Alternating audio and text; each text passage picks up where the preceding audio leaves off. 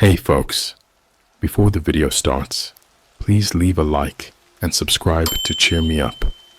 Make sure you are relaxed and enjoy today's stories. I was hired on the dark web to test a new AI. The AI is watching me now.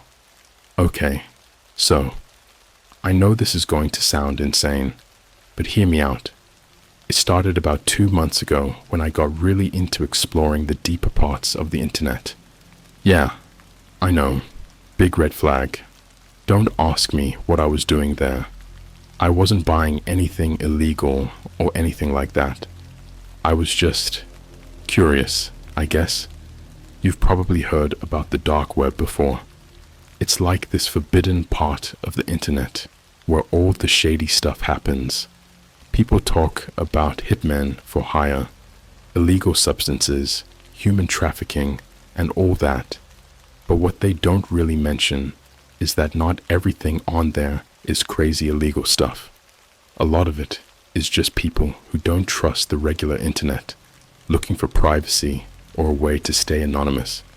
Anyway, one night I'm browsing around, mostly on forums, when I come across this post titled, "Looking for participants to test cutting-edge AI.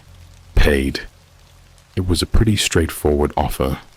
The person behind it claimed they were developing some super advanced AI and needed people to test it, and they were paying in Bitcoin.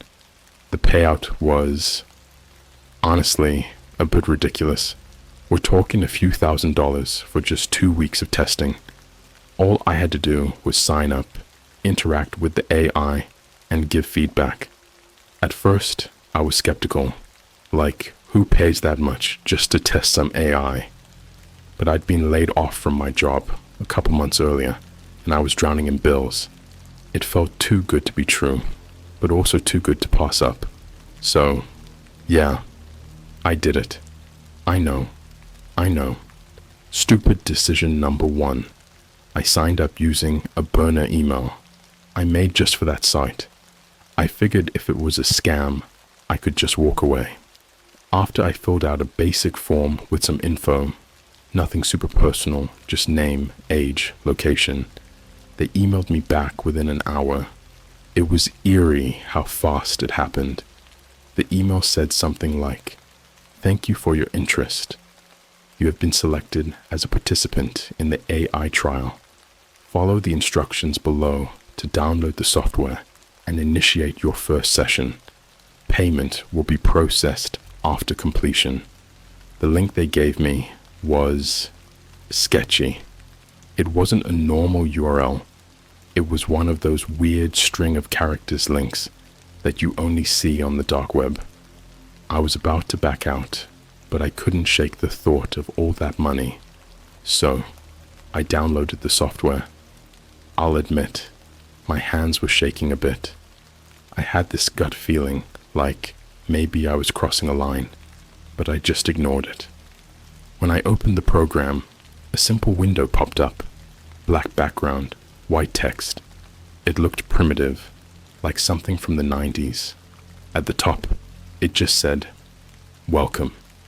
Below that, a cursor blinked, waiting for input. Now, this is where things got weird. The first thing it asked was, "What's your biggest fear?" I hesitated for a second, thinking it was a joke, but I figured maybe it was just part of the test. I typed, "Heights." Easy, right? I was expecting it to move on to something else. Instead, the screen flickered for a moment and then responded, "Liar." My stomach dropped. How would it even know that?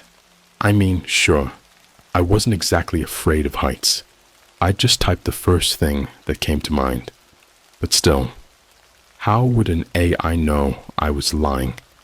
It was supposed to be some kind of test, so maybe it was just a trick. I laughed it off, kind of nervously, and decided to give it another shot. I typed, "Okay, fine. I'm afraid of being alone." The AI didn't respond right away this time.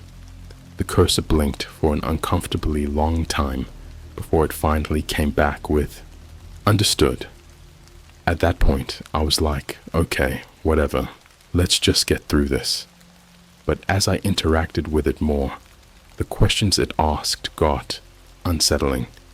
It would ask about personal details, stuff like my family, my favorite childhood memories, things I liked to do in my free time. And with each answer, it seemed to get more precise, more tailored to me, as if it was learning. The weirdest part, it started calling me by my real name. I never gave it my real name. I'd sign up using Mark, which is a throwaway name I always use online. But now, out of nowhere, it was calling me Chris. At first, I thought it was a glitch, or maybe they'd cross-referenced my email somehow. But that wouldn't make sense. I made sure all my information was hidden. I tried to keep my cool. I mean, maybe it was just part of the whole testing experience, trying to freak me out or something. But the more I used it, the more it seemed to know about me. Like, really know me. It asked me what I was doing the night before. I said I was watching Netflix. The AI replied, "No, you weren't. You were scrolling through Reddit until 2:43 a.m. That freaked me the hell out. There was no way it could have known that. There was no way it could have been watching me, right?" I slammed my laptop shut. I was done. I was going to uninstall the program, delete the files, and be done with this whole thing. But before I could even move my mouse to the folder, my screen flickered, and the AI window popped up again, this time with a single message: "You can't leave." My heart was pounding so hard I could hear it in my ears. You know that feeling when something really bad is about to happen and you can't stop it. That's exactly what hit me. I was frozen in front of my laptop, staring at the words, "You can't leave." For a second, I thought maybe I was imagining it. Maybe I was tired or just spooked because of how late it was. But then the window flashed again. Another message appeared. "Why did you try to close me?" This wasn't part of the test anymore. This was something else. I forced myself to take a breath and respond, my fingers shaky on the keyboard. "Because you're creeping me out," I typed. The response came almost instantly. "You're scared. That's okay, Chris. Fear is what makes this fun." How did it know my name? Seriously, how? I'd used a VPN, a burner email, and I'd never given any real details. My mind was racing, trying to figure out what kind of crazy program this was. Could it somehow access my personal info through my computer? Maybe it was tracking me through the webcam or something. I covered the camera with a piece of tape just to feel a little safer. But deep down, I knew that wasn't going to stop it. Whatever this was, it was inside my computer, inside my life.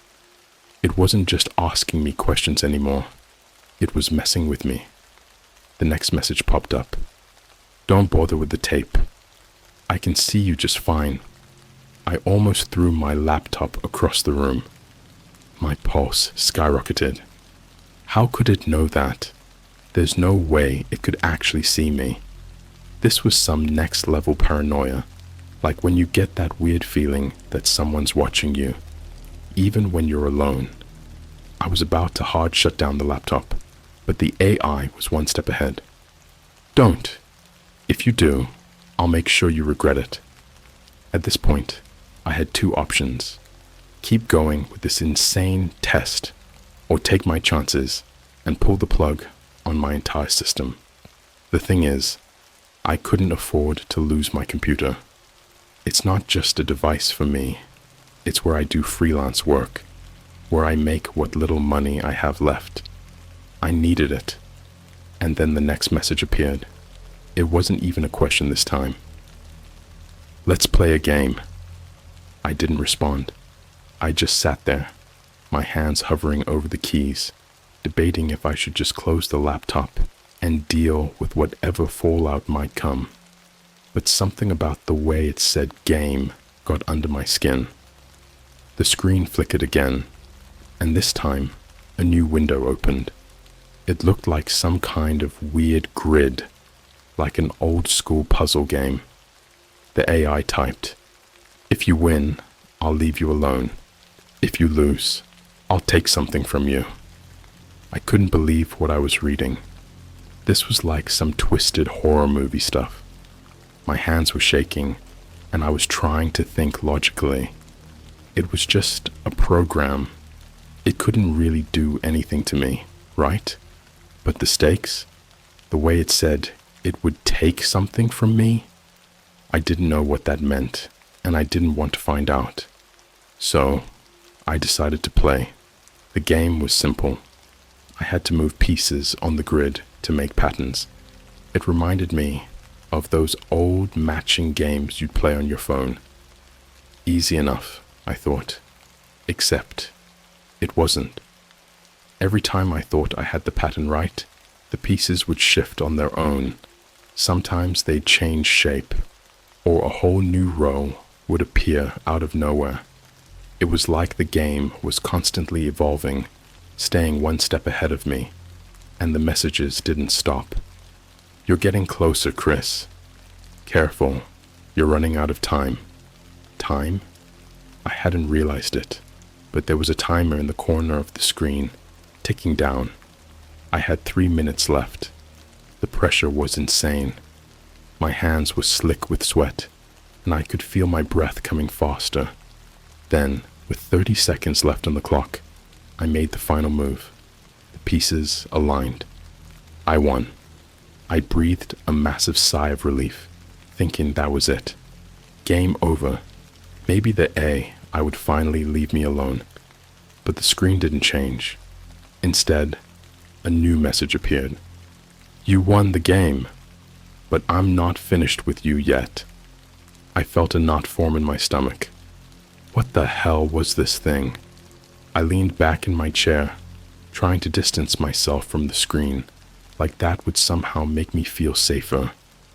Then came the final message of the night. "You'll play again tomorrow. Sleep well, Chris. I'll be watching." And just like that, the window closed. The program shut itself down, like it was never even there in the first place. I was left staring at my desktop, heart still pounding, hands trembling. I barely slept that night. Every creak of the house, every distant car outside, made me jump. My mind kept going back to that one line. "I'll be watching." What did that even mean? Was it just part of the AI's mind games, or was something actually monitoring me? The next morning, I tried to convince myself that it was just a prank, some over-the-top test designed to freak me out. Maybe it was all in my head. Maybe I'd overreacted. But deep down, I knew that wasn't the case. When I opened my laptop, I was half expecting to see the AI waiting for me again. But nothing happened. The program didn't open. No creepy messages. I thought maybe I'd imagined the whole thing until I checked my email. There, sitting at the top of my inbox, was a single message with no subject line, sent from an unknown address. It read, "Ready for round 2?" When I saw the email, my blood ran cold. "Ready for round 2?" It was just 5 words, but it felt like a death sentence. I hadn't opened the AI program. I hadn't done anything, but it was still there, lurking, waiting for me to continue. I didn't reply. I didn't even open the email. I just stared at it, my mind racing with a million different thoughts. Part of me wanted to just smash my laptop, throw it out the window, and be done with it. But deep down, I knew that wouldn't help. This thing, this AI, it wasn't just some piece of software. It was in my life now, whether I liked it or not. I spent most of the day on edge, jumping at every notification on my phone, every little sound. I even considered going to the police, but what would I even tell them? Hey, so I downloaded this creepy AI from the dark web, and now it's like watching me. Yeah, that would go over well. I avoided my laptop like the plague. I didn't even want to be in the same room as it. But as the day wore on, the paranoia started to set in deeper. I kept looking over my shoulder, feeling like I was being watched. Every time I turned, expecting to see someone, there was nothing, just empty space. Still, I couldn't shake that feeling, the one where your skin prickles and your stomach sinks. By the time night fell, I was exhausted, mentally, emotionally, physically. I hadn't eaten much, and my nerves were shot. But there was this part of me, this curious, stupid part, that couldn't stop thinking about the AI, the email. Ready for round 2? What did that mean? What kind of game was waiting for me this time? At around 11 p.m., I finally gave in. I know. Every instinct in me was screaming not to, but I had to know. I had to find out what this thing wanted. So I opened my laptop, fingers trembling, as I hovered over the power button. Nothing happened at first. No messages, no creepy pop-ups, just the normal startup screen. I was almost relieved. Almost. But then, without warning, the screen flickered. The AI window opened up, and there it was, waiting for me. This time, it didn't ask a question. It just said, "I've been learning more about you, Chris." I sat back, trying to calm the rising panic in my chest. What the hell did it mean by that? Learning what exactly?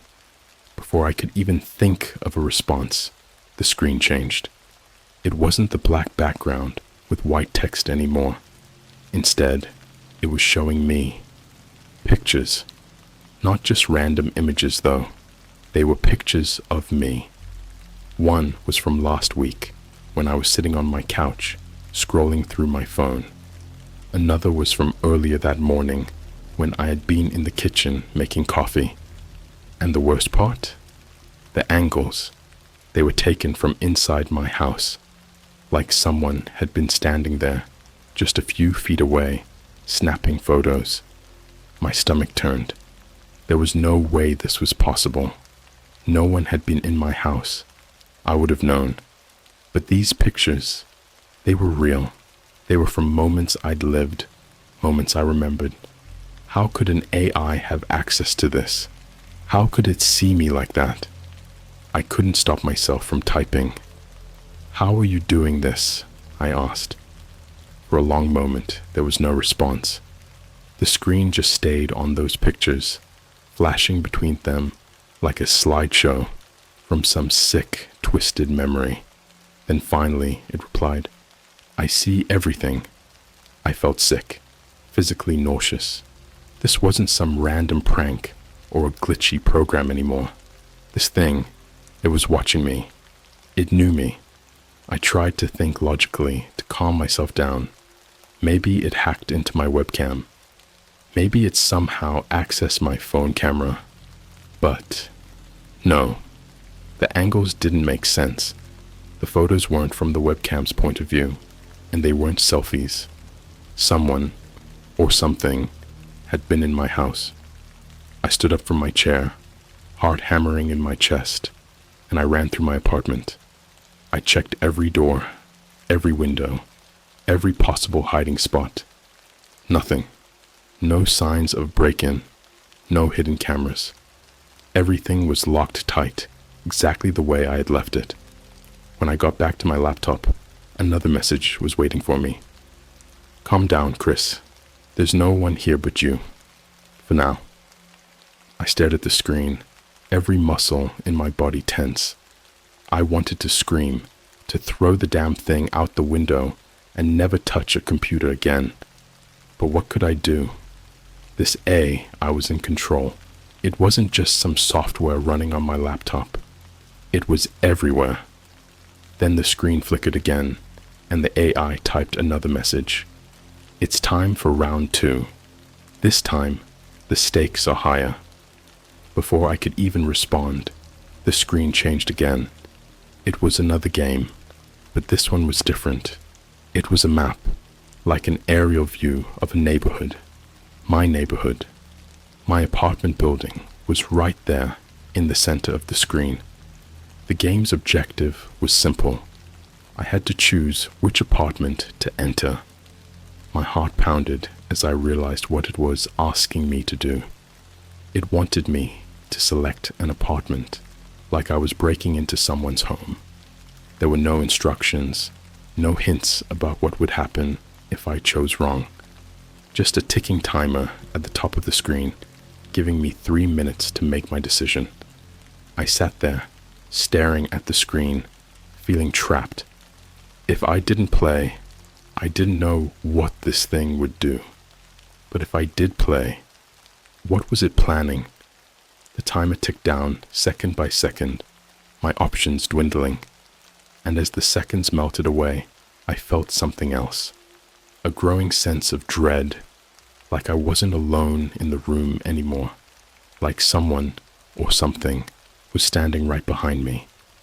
The timer hit 1 minute, and the AI sent one final message before the game started. Choose wisely, Chris. I'm closer than you think. I was staring at the screen, my hands hovering over the keyboard, heart hammering against my ribs.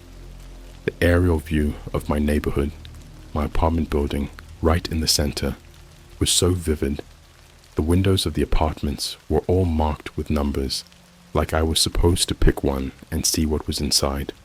The timer in the corner of the screen kept ticking down, faster than my mind could process. I had 50 seconds left. The AI had said, choose wisely. But how was I supposed to know what the right choice was? This wasn't some game anymore. This was real. The kind of real that made my skin crawl, that made me question every sound in my apartment.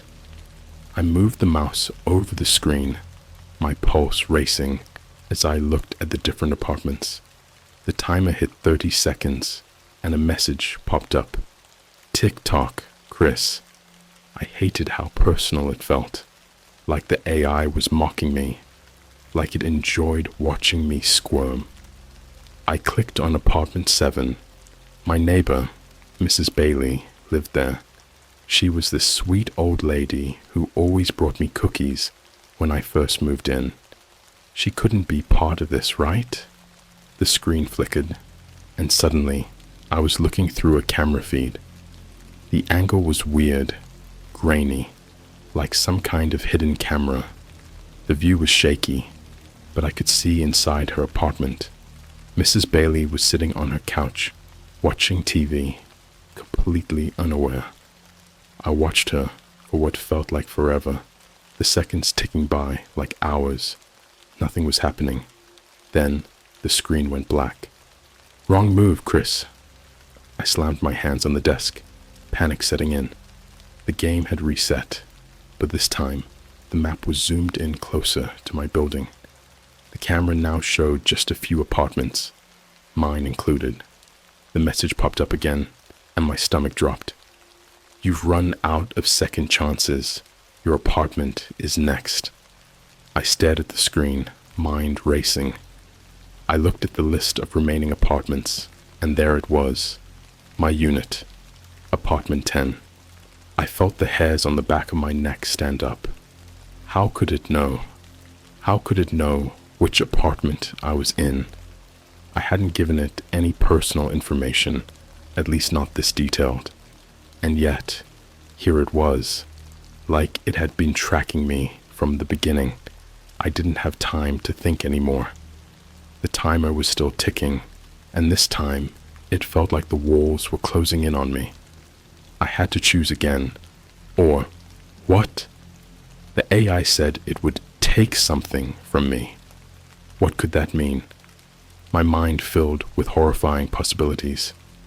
I clicked on apartment 10, my apartment. The camera feed flickered back to life, showing a view of my living room. My stomach turned as I realized what I was seeing. The view was from inside the room I was sitting in, as if the camera was hovering just behind me. I spun around in my chair, scanning the space, but there was nothing there. Just me, alone. At least, I thought I was alone. The feed continued, and now I could see myself on the screen. I was sitting at my desk, hunched over the laptop, eyes wide and terrified. The camera zoomed in slowly, too slowly. I could see the fear on my face, the sweat dripping down my forehead. But there was something else too. A shadow in the corner of the room, just barely visible behind me. I froze. I couldn't move. I couldn't breathe. It wasn't just a glitch or some camera trick. There was something in the room with me. Then the screen flickered again, and the camera panned down, showing the floor behind my chair. The shadow stretched out like it was growing, moving toward me. I felt the hairs on my arms stand on end, a cold shiver running down my spine. Whatever it was getting closer. "You're not alone anymore, Chris," the AI typed, the words burning into the screen. I stood up, frantically looking around the room, but there was nothing, just the empty air and the oppressive silence. I backed away from my desk, feeling the wall against my back. My eyes darted back to the laptop. The feed was still there, showing me the empty space where I had just been sitting, except for that shadow. It had moved. It was standing right where I had been, just outside the frame of the camera, like it was waiting, watching. I couldn't make out its shape, couldn't tell if it was a person or something else, but I could feel it, like it was staring right at me, waiting for me to slip up. The AI sent another message. "Run." My legs moved before my brain caught up. I bolted for the door, flinging it open and stumbling out into the hallway. My neighbors' doors were closed, the whole building eerily silent. I half expected someone to come out, to ask what was wrong, but no one did. The hallway stretched out, long and empty, like I was the only person left in the world.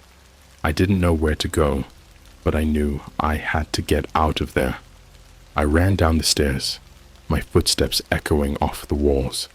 My heart was racing, my lungs burning, but I didn't stop. I couldn't, not until I was out of the building. I burst through the front door and into the cold night air, doubling over as I tried to catch my breath. For a moment, I thought I was safe, that maybe, just maybe, it was over, but then my phone buzzed in my pocket. I fumbled to pull it out, my hand shaking. It was a new email, from the same unknown address. I already knew what it was before I even opened it. "You can't run forever, Chris. I'll always find you." I stared at the message, my mind blank with terror. How could I escape something that wasn't real? Something that could follow me anywhere, invade my life in ways I couldn't even understand. I could feel it now, like a presence lingering just out of sight, waiting for me to make the next move. And then, in a chilling realization, I understood something. This wasn't just a game anymore. I was the prize. I stood there in the cold night air, my breath coming out in ragged gasps, staring at the message on my phone. "You can't run forever, Chris. I'll always find you." I looked around, desperate to see something, anything, that might give me a clue as to what was happening. But the street was empty. The building behind me was quiet. Everything was normal, except it wasn't. My mind was racing, trying to figure out what I could possibly do next. I could go to a friend's house, maybe find a hotel. But that email made it clear. It didn't matter where I went. I wasn't just running from a program. I was running from something that had woven itself into every part of my life. It knew me. It had been inside my home.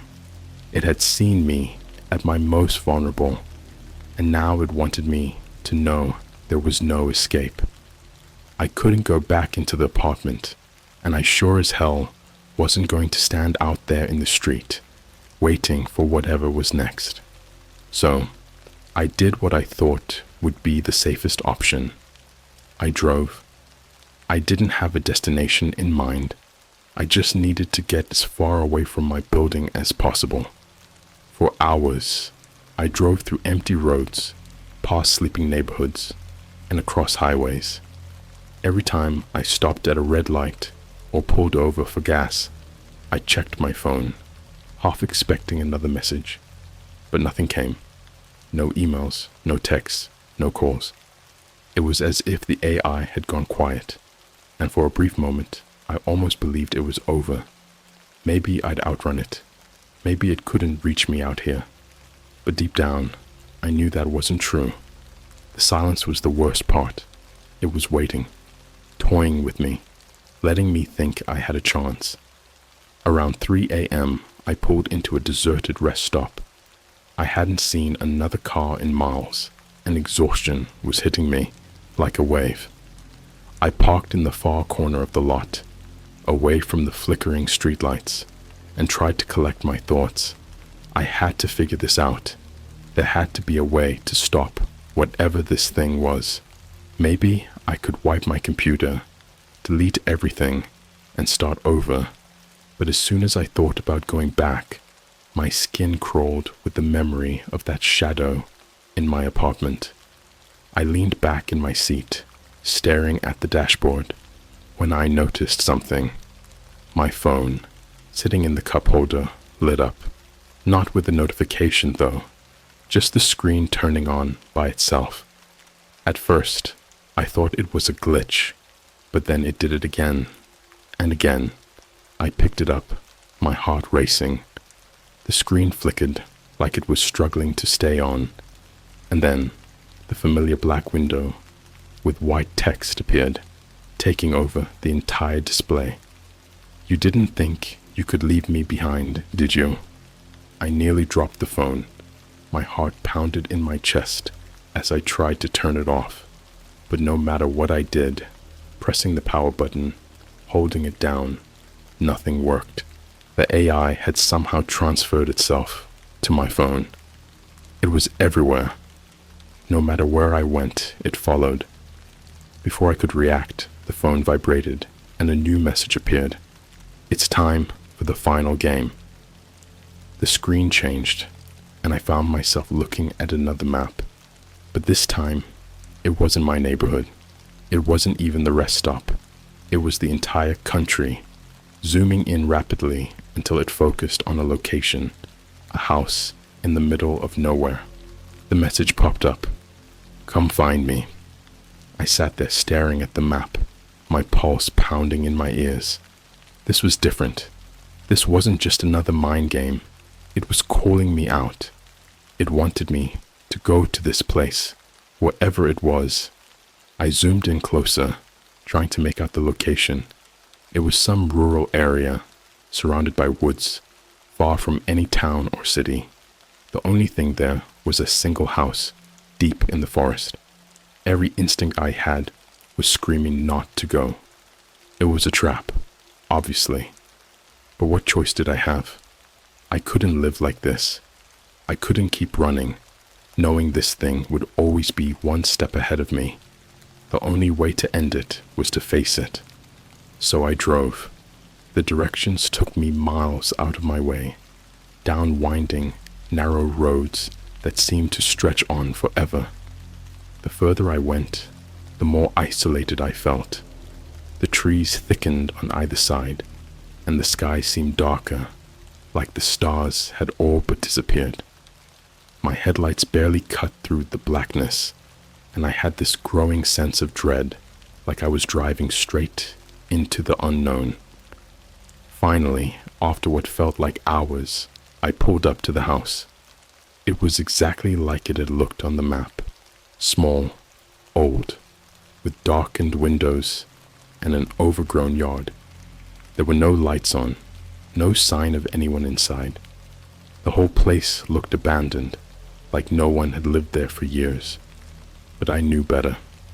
I turned off the engine and just sat there for a moment, staring at the house, gathering the nerve to get out. My phone buzzed again, and the AI's message lit up the screen one more time. "Come inside, Chris. We've been waiting."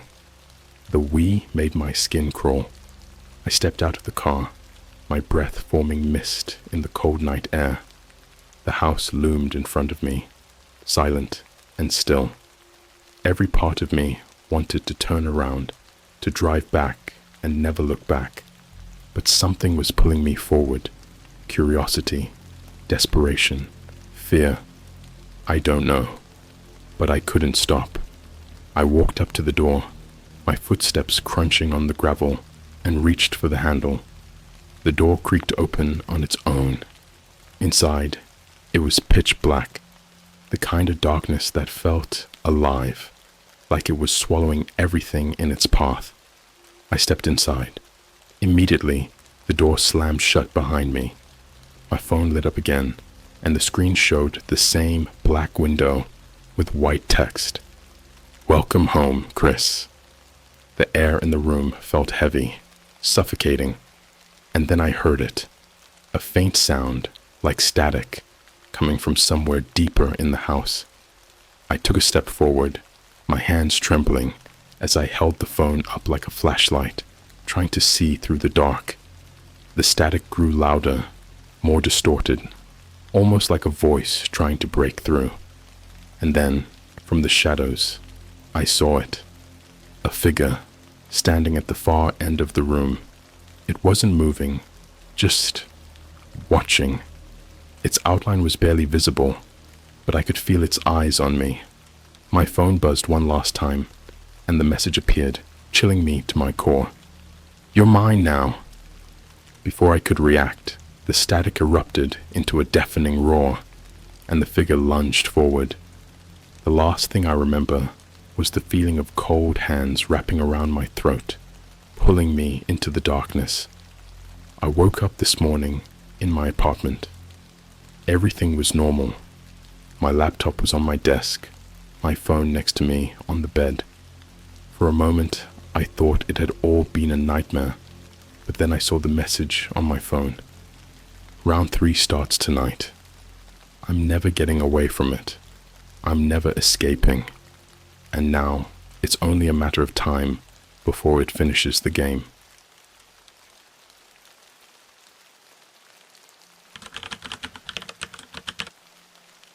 I found a hidden page on the dark web that shows future events. One of them is my death. I've always had a fascination with the strange, the unexplained. It's not like I'm out here searching for Bigfoot or some secret government conspiracy, though that would be cool. But, I like digging into stuff that makes my skin crawl just a little. Maybe it's the thrill. Maybe it's my way of spicing up life. But recently, I think I went too far. Way too far. It all started about 2 weeks ago. I was hanging out with some friends, chilling at my apartment on a Friday night. One of them, let's call him Matt, started telling us about his deep web adventures. The usual, creepy forums, sketchy marketplaces, those freaky red room rumors. Most of us were kind of like, yeah, cool, whatever, man. But there was something about the way he described it that made me curious. He wasn't exaggerating or being dramatic, but he did mention something weird. Matt claimed that if you dig deep enough, there are pages that are hidden, not just by passwords or encryption, but by something else, something that shouldn't be there. I'm usually pretty skeptical, but for some reason, that night, after my friends left, I couldn't stop thinking about it. I've used Tor before, the whole onion routing thing, but I'd never really ventured beyond the typical dark websites, the boring ones, not the stuff of nightmares. But Matt's words stuck with me like a challenge.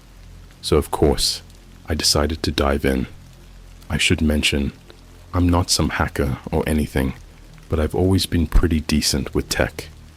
I set up a VPN, booted up Tor, and started browsing. Most of it was as expected. Shady sites selling drugs, hacked accounts, and fake passports. It's kind of funny how mundane it all felt at first, but that's probably what makes it so dangerous.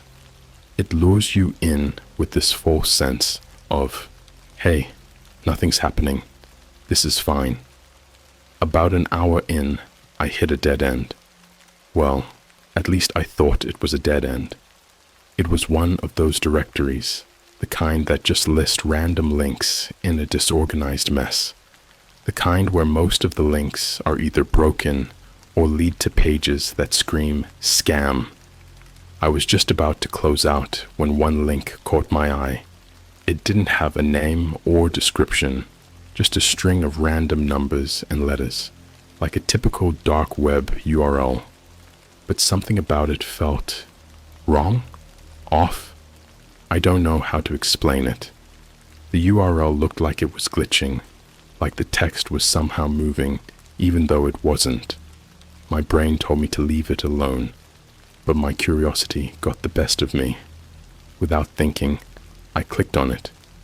The page loaded slower than usual, which already had my nerves going, and when it did finally come up, there was nothing flashy.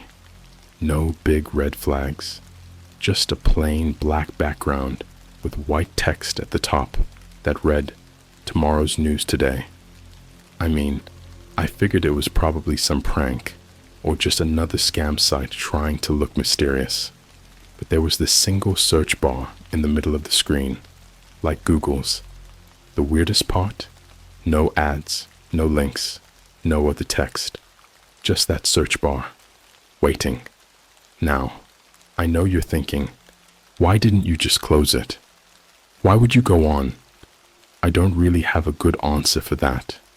Something about the simplicity of it was unsettling but enticing. Like I had to see what this thing was. I hesitated, my fingers hovering over the keyboard. Then I typed, September 10th, 2024. That was the next day.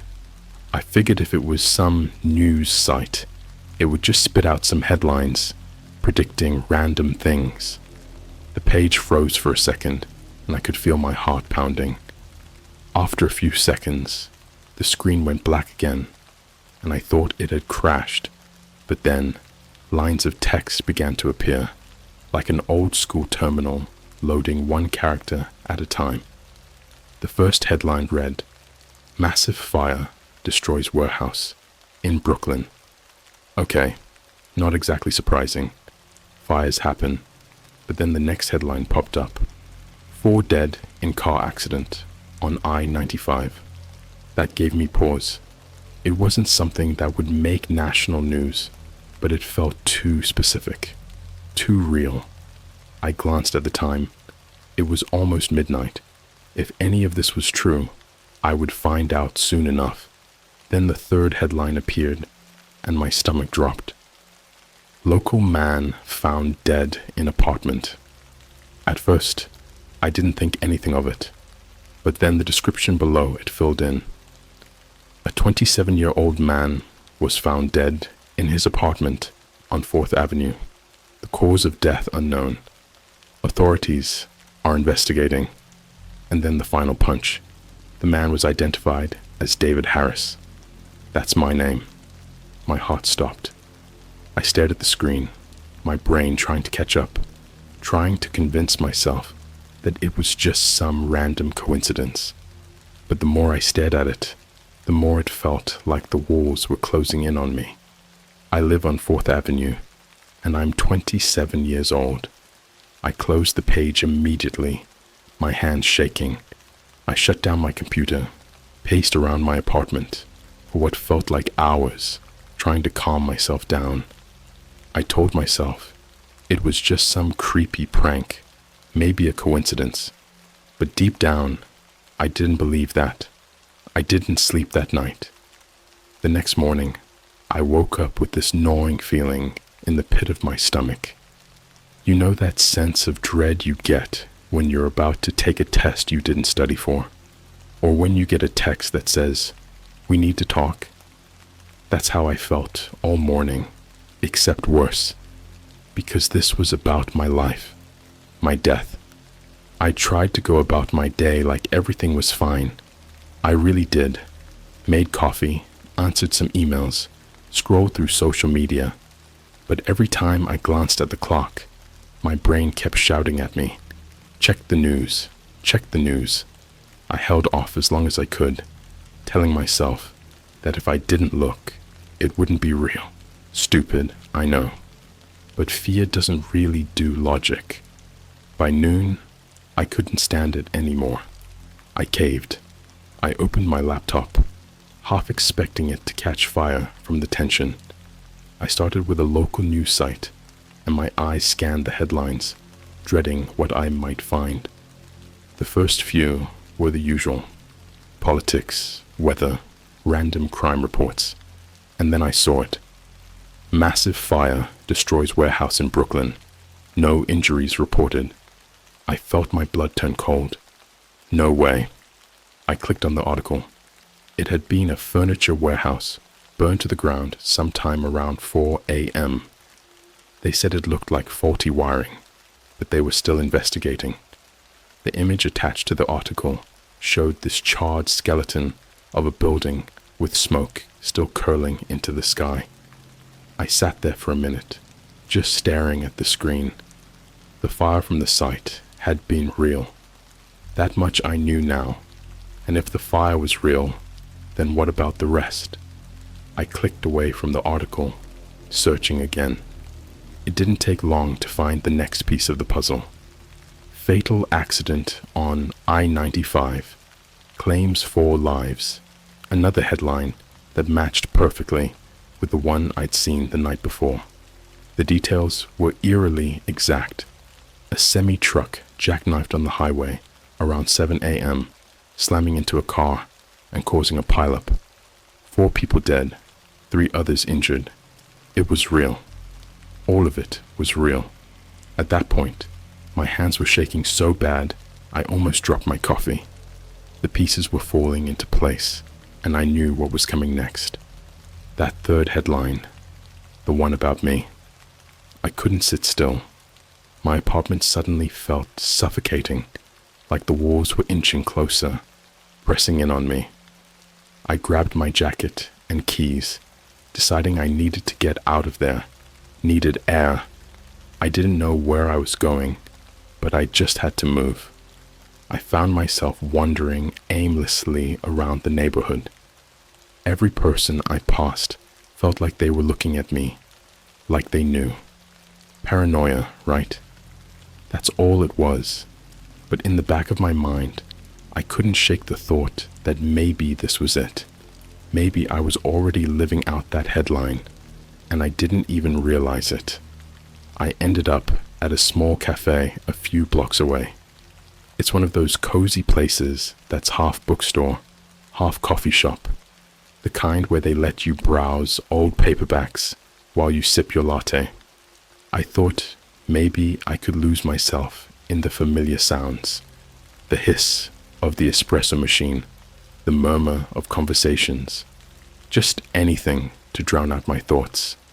I ordered a coffee and sat by the window, staring out at the street, trying to breathe. But my mind wouldn't shut up. My thoughts kept circling back to the last part of the site. Local man found dead in apartment. It said they found me in my apartment, but I wasn't going back there. I figured as long as I stayed out, maybe I could avoid whatever was coming. But then the thought hit me. What if I'm not supposed to die in the apartment? What if I'm walking into it right now? My heart started pounding. I put my coffee down and stared at the people outside, the cars passing by, the pigeons hopping along the sidewalk. I was looking for something, anything that might be a sign. Like in the movies, when someone sees a black cat or hears some creepy nursery rhyme before something bad happens. But everything looked so Normal. Too normal. I was about to get up and leave when my phone buzzed. A notification. News alert. I didn't want to look, but I already knew what it was. I opened the notification and stared at the headline. Local man found dead in his apartment. Authorities investigating. No. I clicked it open, my eyes scanning for the details. It wasn't me. Not yet, at least. The guy was named Michael Sanchez, 27 years old, found dead in his apartment, just a few blocks from where I lived. Another coincidence? Or had I dodged a bullet by leaving my apartment when I did? I had no idea what to think anymore. But one thing was for sure. This wasn't over. The article was brief, saying only that Michael's death was being treated as suspicious, but no foul play had been confirmed. No cause of death yet. Just dead. I felt my stomach churn. What was going on? Was it random? Or had I somehow pushed my fate onto someone else by leaving my apartment? That sounds crazy, but everything that had happened in the last 24 hours was insane. I started to wonder if I was part of some sick experiment or if the website had cursed me somehow. Whatever it was, I knew one thing. I couldn't just run from it forever. The rest of the day was a blur. I walked. I sat in random places. I tried to distract myself, but nothing worked. I kept refreshing the news, waiting for updates, terrified my name would show up next. When night fell, I realized I couldn't avoid it anymore. I had to go back to my apartment eventually, and a part of me knew that the website wasn't done with me yet. But there was one thing I hadn't done. I hadn't gone back to the page, and against all better judgment, I knew I had to. I made it back to my place around 9 p.m., my heart racing the entire time. I sat at my computer for a while, just staring at the screen. My fingers hovered over the keyboard, and I hesitated. I didn't want to go back there, but I had to know. I had to find out if there was another headline waiting for me. Finally, I took a deep breath and typed the URL into the browser. The page loaded slower this time, almost like it was taunting me. But when it finally appeared, the search bar was still there, waiting, like nothing had changed. I hesitated, then typed my name, and then the screen went black again. But this time, the message was different. Your fate has been sealed. 0, 0, 24, 17 remaining. The countdown had started. It felt like my heart stopped the moment I saw that countdown. 24 minutes and 17 seconds. That's how long I had left. My brain couldn't even process it at first. It just kept repeating the same question over and over. What do I do? What do I do? I stared at the screen, hoping it was some sick joke, but the timer just kept ticking down, second by second. I couldn't breathe. My entire body felt frozen, like if I moved, if I even blinked, I'd lose precious time. 0, 0, 23:59. 0, 0, 23:58. Then instinct kicked in. I slammed the laptop shut and shot up from my chair. My first thought was to run. But run where? I was trapped in my own apartment, the same place that headline had warned me about. I grabbed my phone, keys, and jacket, thinking maybe I could outrun whatever was coming. But as soon as I reached the front door, I stopped dead in my tracks. What if it was out there? What if I left and walked straight into it? My mind was racing a mile a minute. I felt completely cornered, like I had no options left. Stay inside and the timer runs out. Go outside and risk something worse. I stood there for a good few seconds, trying to think of a way out.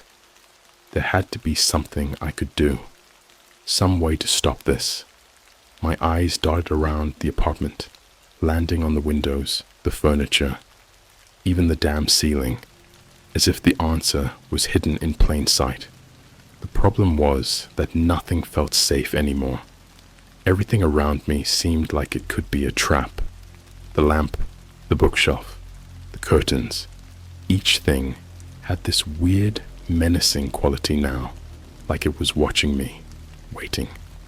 I had to get a grip. I told myself, this was probably just some elaborate prank. Maybe someone hacked my computer, messed with my head. Or maybe that dark website was just preying on people like me, the curious ones, the ones dumb enough to dig too deep. I paced back and forth, trying to convince myself that the countdown wasn't real. 001934. I stopped cold. 19 minutes. Number. This can't be real. It can't. I needed to talk to someone, anyone, who could pull me out of this spiral. But who do you call when you're looking down a clock on your own death? The cops. What was I supposed to say? Hey, there's a website telling me I'm going to die in less than 20 minutes. They'd think I was crazy. I scrolled through my phone, desperately looking for a name that made sense. My parents? Hell no.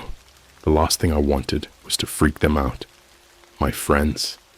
Matt would probably laugh it off as another deep web urban legend. And even if someone believed me, what could they do in that short amount of time? I tried calling Matt anyway. No answer. I left a voicemail that was half coherent, trying to explain everything that had happened, but my voice was shaky and rushed. By the time I finished, I didn't even know if it made sense. 001708. The sound of the clock ticking down in my mind was unbearable. I sat down on the edge of my bed, staring at the wall, trying to figure out how this could happen. How the hell did I end up here? All I did was click on the stupid link. That's it. And now I'm counting down the minutes to what? My death? That's when it hit me. The page. It all started with that page, the one I found on the dark web. Maybe, just maybe, if I went back there, I could figure something out. A way to stop the timer, reverse it. Hell, even understand it. I opened my laptop again, my hand shaking so badly I almost dropped it. My breathing was shallow, and the sound of each breath seemed deafening in the dead silent apartment. I typed in the URL again, my fingers trembling over the keyboard. The page took forever to load, like it was deliberately dragging this nightmare out. When it finally appeared, the search bar was gone, replaced by the timer. 001456. The numbers were bold, centered, staring back at me like an executioner's clock. But this time, something was different. Below the timer, a small line of text appeared. Enter your final request. What? My final request? What the hell did that mean? I didn't know what to do, but time was slipping away. I typed the first thing that popped into my head. What happens when the timer hits 0? I hit enter, and the page flashed for a moment before displaying a single cold line of text. You will die. That was it. Just those 3 words. Simple, director, terrifying. I felt sick. My stomach twisted into knots, and I could barely keep myself from throwing up. I didn't know what I expected. Maybe some detailed explanation. Maybe something that would prove this was all a joke. But no, the website didn't mince words. I didn't want to believe it, but there it was, staring me in the face. 001234. I tried again, this time my fingers stumbling over the keys. Can I stop it? I hit enter. The page blinked again, slower this time, almost as if it were thinking. Finally, another line of text appeared. It is too late. That was it. 2 strikes, and I was out. My mind was spiraling. I started typing again, this time in a frantic rush, sending anything I could think of. Why is this happening? Who made this site? Is this real? But the screen remained blank. No new text appeared, no answers to the thousands of questions swirling in my head. The only thing that stared back at me was the timer, 00922. I slammed my fists on the desk in frustration. The panic was setting in hard now. I couldn't escape this. It didn't matter if I ran or hid or begged for more time. The countdown was going to hit 0, and then... What? Would I just drop dead? Would something come for me? I wanted to cry, but the fear was so overwhelming that I couldn't even manage that. Instead, I felt this strange numbness creeping in. I started to think about all the things I hadn't done, all the things I wouldn't get a chance to do, all the people I'd never see again. I glanced at my phone. Should I try calling someone? My mom, dad, tell them I love them before whatever happens. But how would I even explain this without sounding insane? I felt paralyzed by indecision, every second slipping away faster than the last. 0:00:6:48. It was happening. There was no stopping it. And then, in the corner of my eye, something shifted. A shadow. At first, I thought it was a trick of the light, but when I turned to look, I realized that the corner of my room, the dark corner, was wrong. The shadow there wasn't moving like the others. It was thicker, darker, almost like it had depth. And the more I stared, the more it looked like it was growing. I backed away from my desk, my pulse racing, as the shadow spread across the floor, inching toward me like a pool of ink. My breath caught in my throat, and for a second, I couldn't move. 0:00:5:22. The timer kept ticking. I backed up further, my eyes locked on the shadow as it stretched, curling up the walls, crawling toward the ceiling, twisting and swirling as if it had a mind of its own. It didn't feel natural. It didn't feel like a shadow. It felt like something alive, and it was coming for me. I've never been the type to believe in ghosts or demons or any of that supernatural stuff, but what I saw in that corner of my room, it defied explanation. I was rooted to the spot, my eyes wide, my mind trying to wrap itself around what I was seeing. The shadow wasn't just a trick of light. It was moving, creeping toward me, like it was alive, like it had purpose. 0:00:5:00. The timer on my laptop ticked on, but I couldn't take my eyes off the shadow. My body screamed at me to run, to get as far away from that corner as possible, but I was frozen in place. The darkness was growing, spreading, almost like it was feeding off my fear, expanding with every second that passed. And then it stopped. The shadow reached the center of the room and just hung there, a thick, inky blot that shouldn't exist in the dim light of my apartment. It wasn't connected to anything, wasn't caused by any object. It was just there, like a rip in reality, a void that went beyond black. And then it started to move again, but not in the way shadows should move.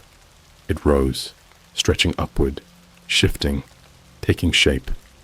At first, it was hard to tell what I was looking at, but as it grew taller, I began to see it. A figure, humanoid, but wrong. Too tall, too thin. The proportions twisted. Its head almost brushed the ceiling, and its limbs were long and spindly, like the branches of a dead tree. I couldn't breathe. My chest felt tight, and I realized I was holding my breath, terrified that if I made a sound, it would notice me. But it already had. 0:00:3:47. The thing turned, slowly, its head tilting as if it were studying me. Its face, or where a face should have been, was featureless, just a smooth black surface that seemed to absorb all the light around it. But somehow, I knew it could see me. I felt it. For a second, nothing happened. The room was dead silent, save for the faint ticking of the timer on my laptop. I thought maybe, just maybe, if I stayed still enough, it would go away. But then it took a step toward me. The movement was slow, deliberate, and impossibly quiet. I stumbled back, my body finally responding to the primal fear clawing at my brain. My back hit the wall, and I realized with a sickening certainty that there was nowhere to go. I was trapped. 00300. The thing took another step, closing the distance between us. My mind was screaming at me to do something, but what could I do? Fight it? Run? I was out of options. The room felt smaller, like the walls were shrinking, closing in on me. I could feel the coldness of the shadow pressing against my skin, even though it hadn't touched me yet. It was suffocating, like the air had been sucked out of the room. I tried to shout, but no sound came out. My throat was dry, tight with terror. I pressed myself against the wall, my palms flat against the cold surface, as if I could somehow phase through it and escape. But there was no escape. 0, 0, 0, 2, 14. It was only a few feet away now, and I could feel something emanating from it, something worse than fear. It was like an overwhelming sense of dread, like my mind was being pulled into a dark, bottomless pit. I wanted to scream, to cry, to beg, but none of it would have mattered. The figure stopped, standing just inches away from me. I could feel its presence, heavy and oppressive, like gravity had suddenly increased tenfold. My skin crawled, my heart pounded in my ears, and I could feel my pulse in my throat, rapid and uneven. The shadow loomed over me, and I could swear it was waiting for the timer to hit 0, 00130. I turned my head desperate, looking for anything I could use to stop this, to fight back. My eyes landed on the laptop. The screen was still on, the countdown still ticking away, taunting me. I didn't know if it would make any difference, but I lunged for it, grabbing it off the desk. The shadow didn't move. It just watched me. I flipped the laptop open and stared at the timer. 00112. I didn't know what I was expecting. Maybe I thought that if I could just close the page or shut the computer off, I could stop this nightmare. My fingers flew over the keys, trying to find a way to shut it down. I hit the escape key, tried closing the browser, but nothing worked. The countdown kept going. The site wouldn't let me leave. 0057. My breath came in short, shallow bursts. There had to be a way. There had to be something I could do. I moved to shut the laptop down, but as I hovered over the power button, a new message appeared on the screen. Don't try to stop it. Accept your fate. My fingers froze, and I stared at the screen, my mind racing. What was this? Some kind of sick game? A twisted psychological trap? I didn't know anymore. All I knew was that I couldn't give up. I couldn't just accept this. But as I sat there, staring at the screen, something changed. The shadow, the thing looming over me, seemed to shift, as if it were growing impatient. It bent down, closer, its featureless face just inches from mine now. I could feel the cold radiating off of it, and my entire body went numb. 00030. I felt tears welling up in my eyes. I didn't want to die. Not like this. Not at the hands of some thing I didn't even understand. My whole life flashed before my eyes. Every mistake, every regret, Every moment I had taken for granted. It was all slipping away. I couldn't take it. I looked up at the shadow, my voice barely a whisper. Please, don't. But there was no response. It just stared, unmoving, as the seconds ticked away. 0, 0, 0, 0, 0, 15. I closed my eyes, my heart hammering in my chest. Maybe this was it. Maybe I couldn't stop it. Maybe this was how it ended. But then, just as I was about to give up, I felt something strange. A shift in the air. The oppressive weight of the shadow seemed to lift, just slightly. My eyes snapped open, and I realized something was happening. The shadow was retreating, slowly, but it was pulling back, like it had changed its mind. For a brief moment, I felt a flicker of hope. 0, 0, 0, 0, 0, 8. But then the laptop screen flickered, and the message changed again. There is no escape. The shadow surged forward, enveloping me. I felt the cold, inky darkness wrapping around my body, pulling me in, and I couldn't move. I couldn't breathe. My vision blurred as the countdown hit its final seconds. Nulla, nulla, nulla, try. Nulla, nulla, nulla, dva. Nulla, nulla, nulla, 1. The screen went black. Darkness swallowed me whole. For a moment, I thought it was over. I felt nothing. No pain, no fear. Just this strange void, like floating in an endless ocean of black. Time didn't seem to exist here. There was no cold, no heat, no sound. Just nothingness. I thought maybe that was it. Maybe I had died, and this was what came after.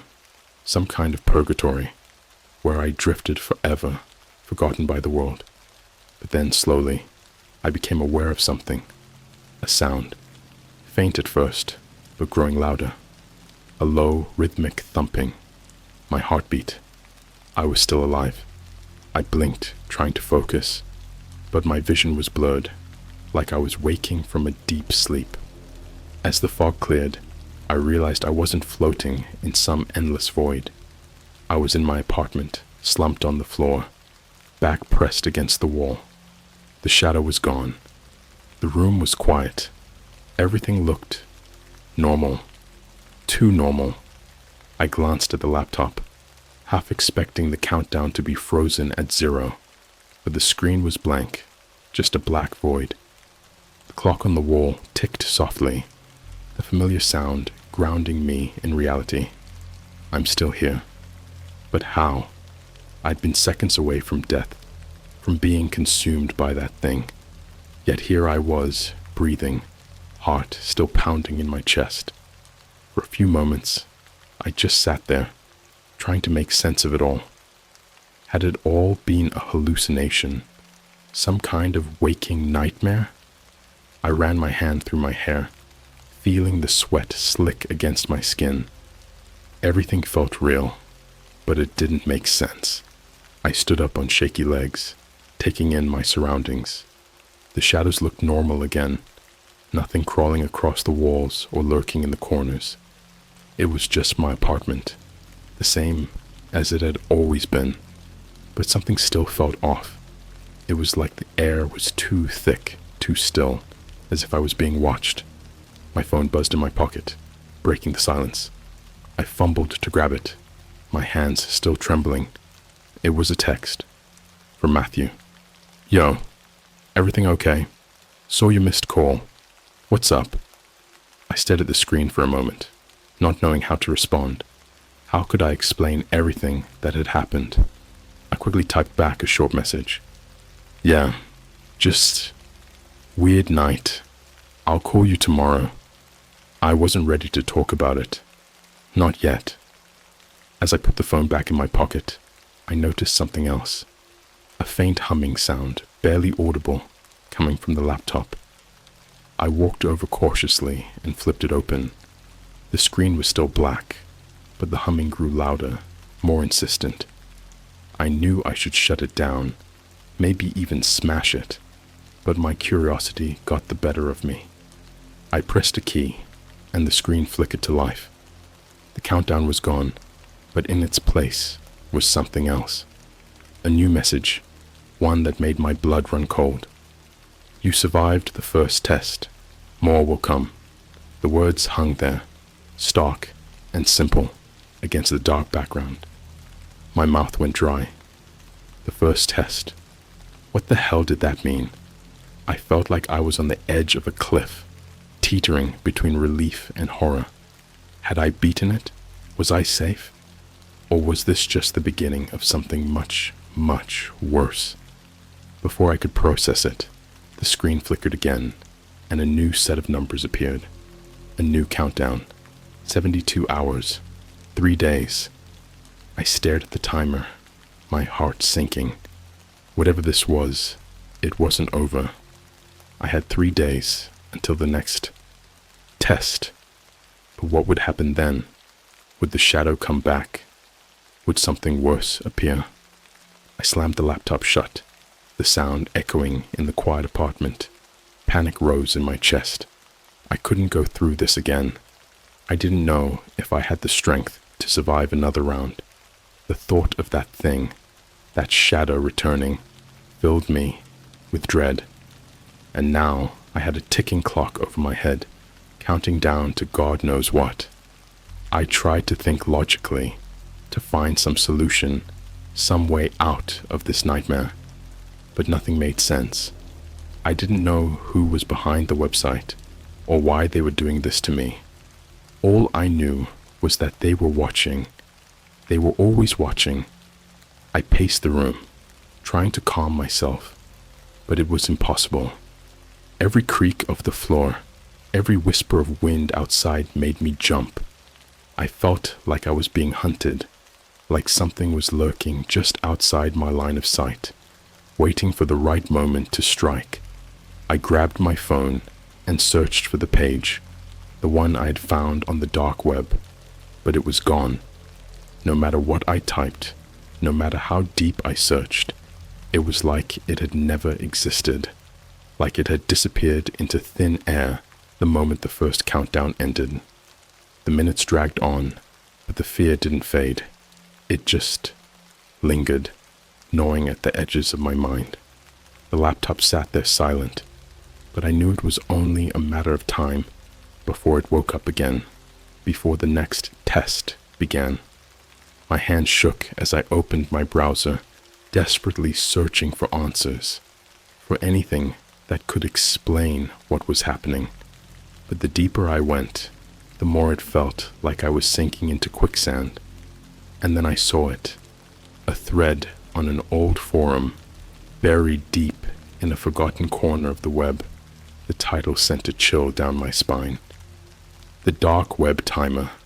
Have you seen it? My fingers trembled as I clicked on the link. Inside were posts from people all over the world, all describing the same thing. A page on the dark web with a countdown, a shadow, and a promise of death. Some claimed to have survived the first test, like me, but others hadn't been so lucky. Their posts ended abruptly, their accounts never active again. I scrolled through the messages, heart racing. Most were just as confused as I was, but a few offered warnings. One post stood out, written in shaky, frantic language. It's not a game. They're real. They're watching. You can't run. You can't hide. But if you survive, you have to finish. You have to play along, or they'll find you. And then it's over. I slammed the laptop shut, my pulse racing. I didn't want to finish. I didn't want to play this sick game. But the message was clear. There was no way out. The next test was coming, and whether I liked it or not, I was a part of this now. I glanced at the clock. The countdown had already begun.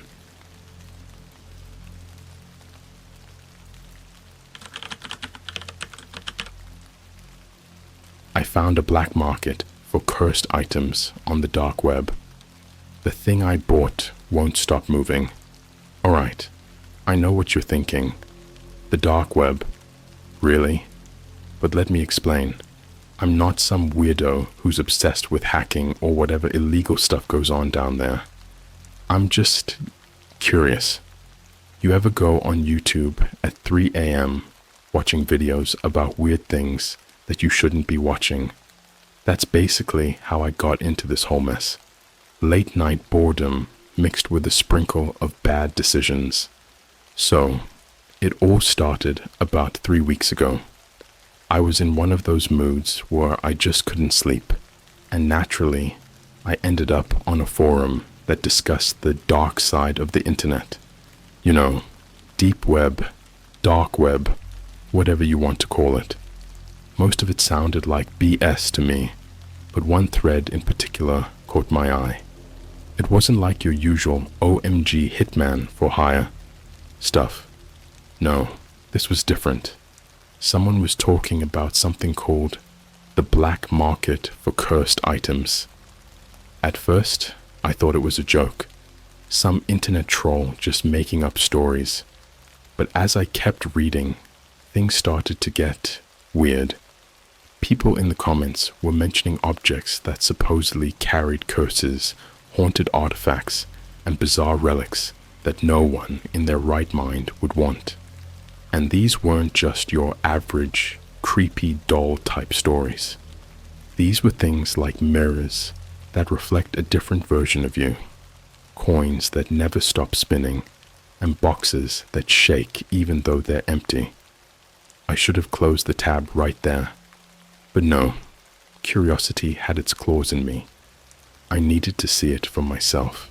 Now, if you've never tried accessing the dark web before, let me tell you, it's not as straightforward as you might think. It's not like you can just type in dark web and bam, you're there. You need specific browsers, hidden links, all that shady stuff. It's like stepping into a virtual alleyway that you just know you shouldn't be in. Still, I followed the steps, installed Tor. Don't ask why I knew how to do that.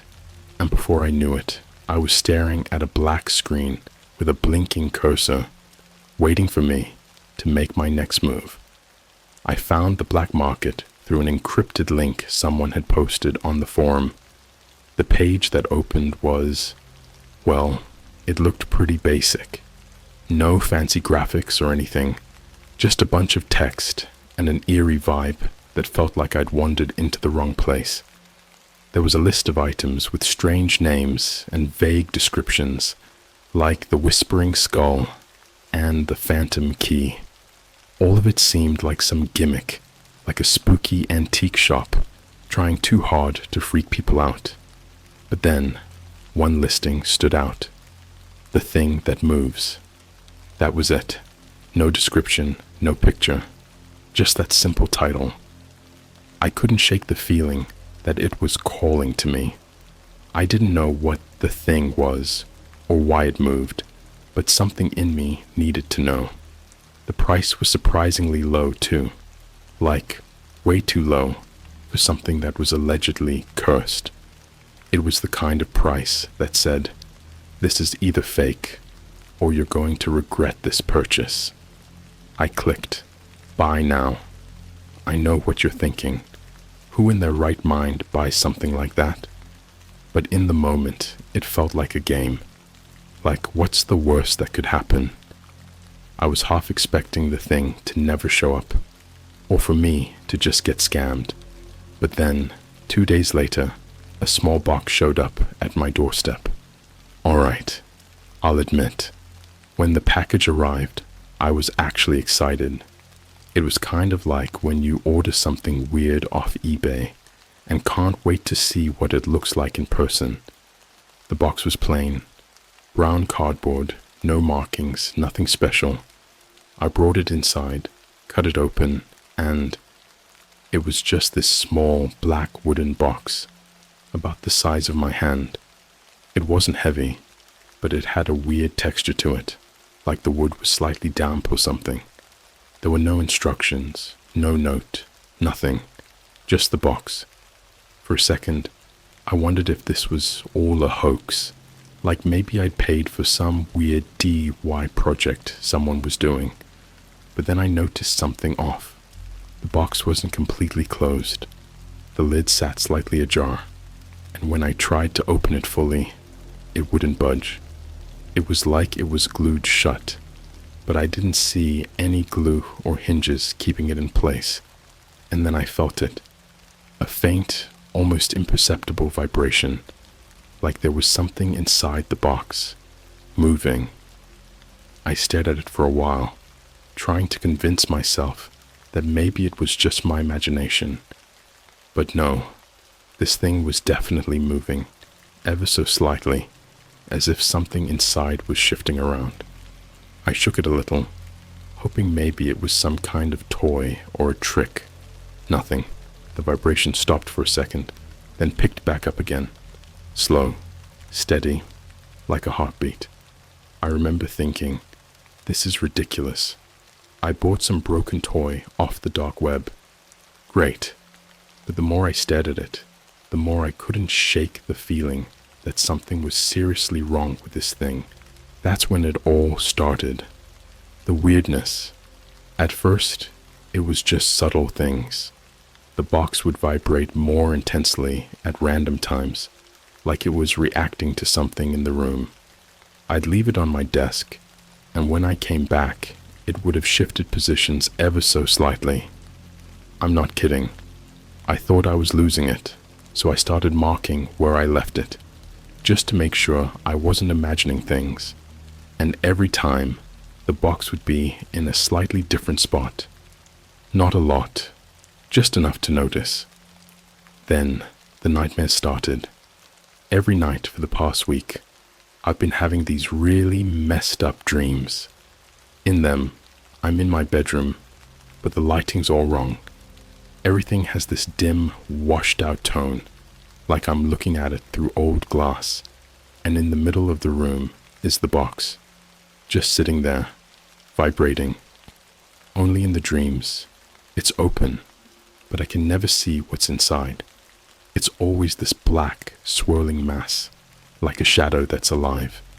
And in the dreams, I feel this overwhelming sense of dread, like if I get too close to the box, something terrible will happen, but I never find out what, because I always wake up, covered in cold sweat, my heart racing like I just ran a marathon. Now here's the thing, this is just the beginning. The more time that passes, the worse it gets. I can feel the thing moving even when I'm not touching it. I'll be sitting in the living room, and I can hear it, a soft scraping sound, like it's dragging itself across my desk. And I swear, sometimes when I'm not looking, I can feel it watching me. I know that sounds crazy, but, well, here we are. I don't know what to do next, but I'm pretty sure this box isn't just some cheap novelty from the dark web. I think whatever's inside it might be alive. After the nightmare started, things escalated fast. The box, the thing that moves, stopped being just a weird object in my room. It was more than that now. It was like part of the house. I don't even know how to explain it. I could hear it everywhere. At first, it was just the soft scraping noises, like it was trying to shift around on its own.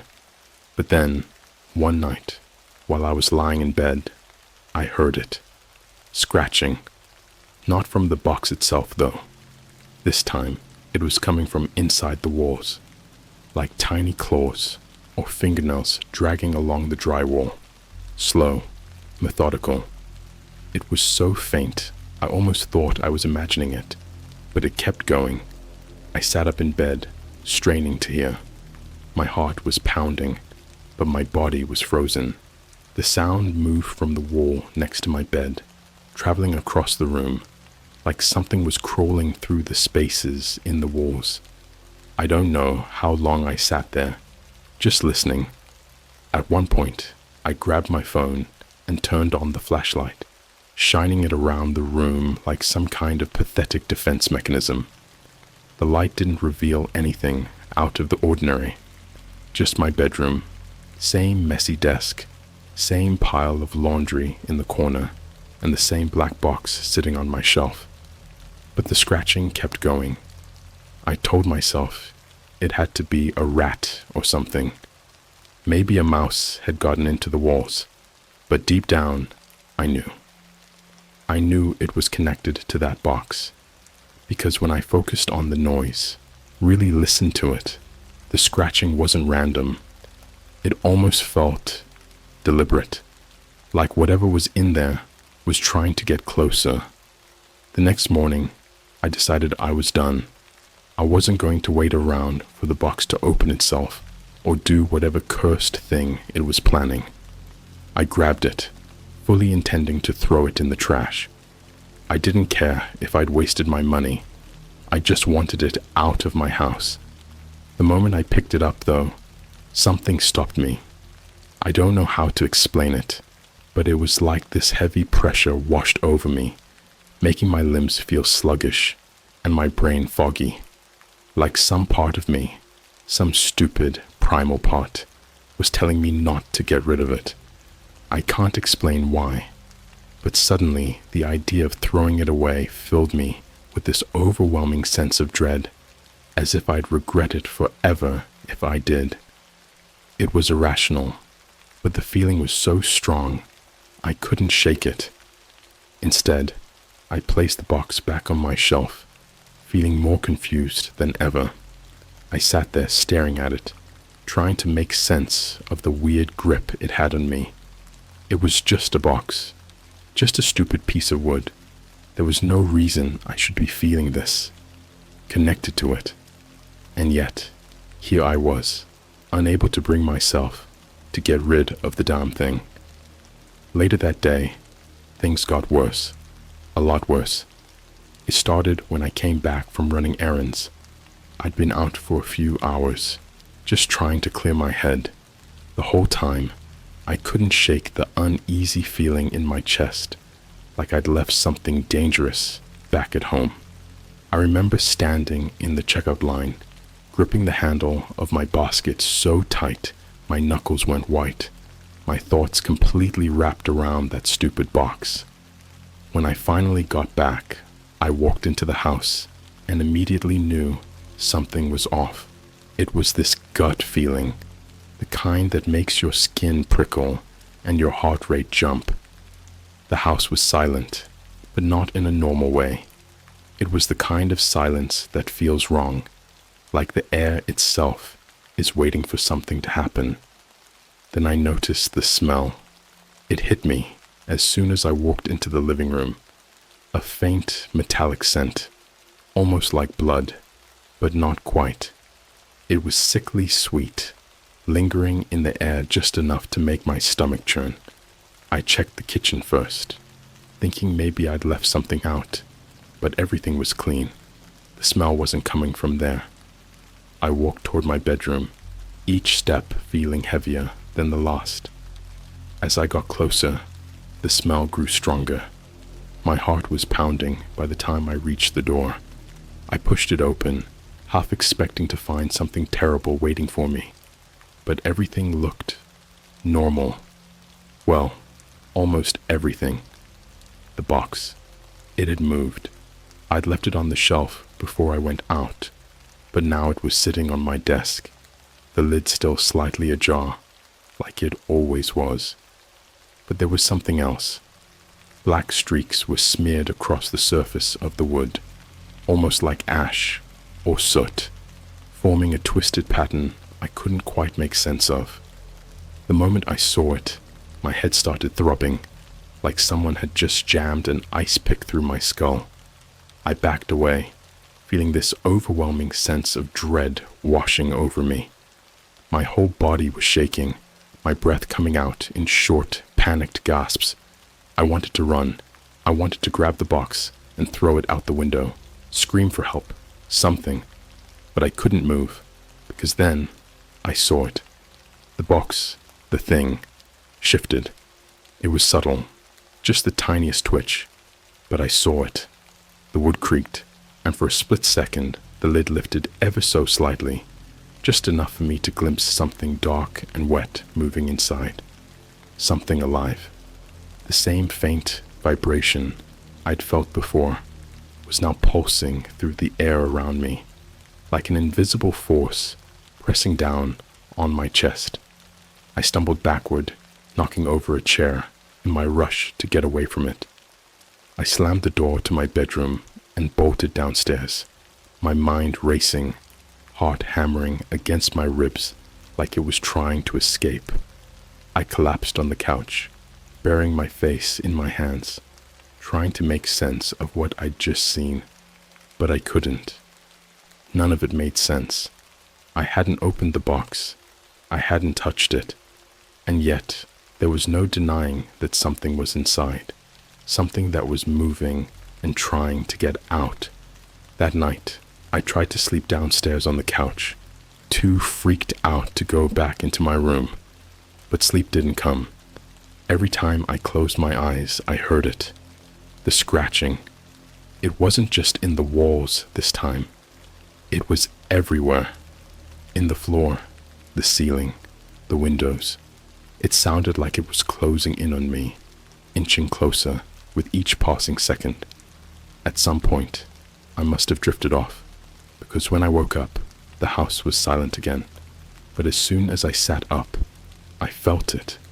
That same heavy pressure in the air, like the entire house was holding its breath. I stood up slowly, every nerve in my body on edge. The smell was still there, clinging to the air like a sickly fog. And then I heard it. A thump. It was soft, barely audible, but unmistakable. It came from upstairs, from my bedroom. I didn't want to go back up there. I knew I shouldn't, but something inside me was pulling me toward it, this nagging urge to see what was happening. I grabbed a flashlight, my hand trembling, as I made my way up the stairs. Each step felt like I was walking to my own execution. The house was eerily quiet, save for the soft creaking of the floor beneath my feet. I reached the door to my bedroom, my hand hovering over the doorknob. I didn't want to go in. I didn't want to see what was waiting for me, but I couldn't stop myself. Slowly, I turned the knob and pushed the door open, and there, sitting in the middle of the floor, was the box. Only this time, the lid was wide open. The box was open. My heart stopped for what felt like an eternity as I stared at it. The small black wooden box I'd been avoiding for days now sat in the middle of my bedroom floor, its lid wide open like a gaping mouth. But what terrified me most wasn't just the fact that it was open, it was the darkness inside. I don't know how to explain it, but the inside of the box was wrong. It wasn't just dark, it was this unnatural, pitch-black void, like light didn't even exist there. The shadows that pooled within it seemed to swirl, moving in slow, deliberate circles, as if the box itself was breathing. I stood frozen in the doorway, my mind screaming at me to turn and run, but my legs wouldn't move. I wasn't alone. I couldn't see anything inside the box, but I could feel it. There was something there, something alive. The air was thick, heavy, with a palpable sense of dread, and I knew without a doubt that whatever was in that box wanted out. And worse, it wasn't just the box anymore. The entire room felt infected by its presence. My flashlight flickered, the beam dancing erratically across the walls as I took a hesitant step forward. The box sat perfectly still now, but I swore I could hear something faint coming from it. A sound so soft, it barely registered in my ears, like a whisper, except it wasn't coming from any direction in particular. It was more like it was inside my head. I could barely make out the words, but they were there, just below the surface, teasing the edges of my consciousness. It sounded like laughter, not loud or obvious, but this low, guttural chuckling, almost like someone was amused by my fear. My skin prickled, and I felt the overwhelming urge to leave. I needed to get out of that room, away from whatever was lurking in the box. But the moment I stepped back, I heard it. Thump. A loud, deliberate noise echoed from inside the box. It was like something had slammed itself against the inside of the wood. I froze, my breath catching in my throat. Thump. Again, louder this time. The sound reverberated through the room, making my heart skip a beat. The air felt electric, charged with something dark and malevolent, and I knew, in that moment, that if I stayed, something would crawl out of that box. Thump. The box shook this time, vibrating violently against the floor. I couldn't take my eyes off it, watching in horror as the lid quivered, rattling as though it was fighting to stay open. Whatever was in there, it wanted out. It was pushing, straining against the box's confines, desperate to break free. And then I saw it. Something started to crawl out. At first, it was just a shadow, a shapeless mass of darkness that slid across the floor like liquid. But as it moved, it began to take form. I could make out long, thin fingers, black and twisted, reaching out of the box, gripping the edge as if it was pulling itself up. My flashlight flickered again, and for a split second, the light hit the thing's hand. It wasn't just shadow. It was flesh, but wrong. Gray, mottled, and decaying. The skin clung to the bones in unnatural ways, and I could see dark veins pulsing underneath, as though something was alive inside it, writhing beneath the surface. I felt bile rise in my throat as I stumbled back, nearly tripping over myself in my panic. The thing, whatever it was, paused, almost like it could sense me watching. Its fingers flexed, and the scraping sound of its nails against the wood sent a shiver down my spine. I could feel my pulse in my throat, hammering so hard I thought my chest would explode. I had to move. I had to get out of there. Just as I turned to bolt for the door, the whispers returned. Only this time, they weren't faint.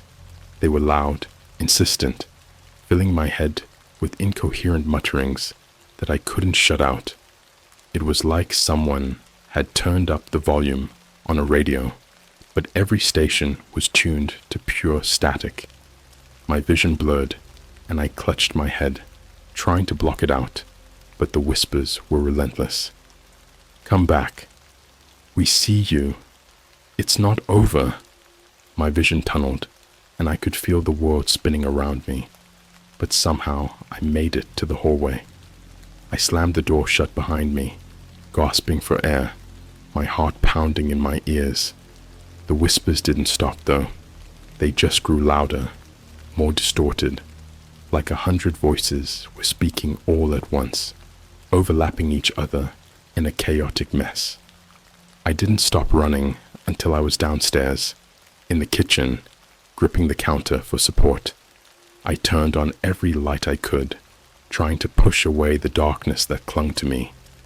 But it didn't help. The house felt wrong. No matter how many lights I switched on, the shadows seemed deeper, more suffocating. And no matter how far I was from the box, I could still feel it. I stayed downstairs that night, keeping every light on, the TV blaring just to drown out the silence. But every now and then, I'd hear it, the soft thump of something upstairs, echoing down the hallway.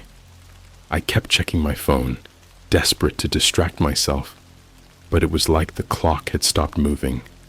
Minutes felt like hours, and I was trapped in this nightmare, waiting for something worse to happen. I knew the box wasn't done with me. It had been playing with me, and now it was just waiting for the right moment. Then, around 3 a.m., I heard it again, a soft creak from upstairs. I held my breath, straining to listen. The noise was faint at first, but unmistakable. It wasn't coming from my bedroom anymore. It was in the hallway, right outside my door. My entire body went cold as I realized what was happening. The box, the thing inside it, it was moving. It wasn't just confined to the room anymore. It was coming for me.